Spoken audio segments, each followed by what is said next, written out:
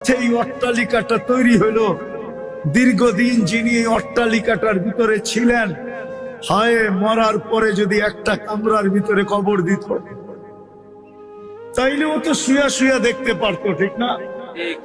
আর না হইলে বাড়ির বাউন্ডারির ভিতরেই যদি দেওয়ালের পাশে কবর দিত, তাও তো দেয় না।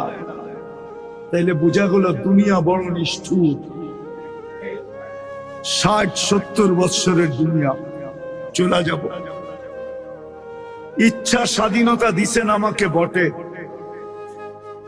এই জন্যই হস্তক্ষেপ করেন না। আর না হইলে সত্য এটাই, 24 ঘন্টা নুন কার খাই?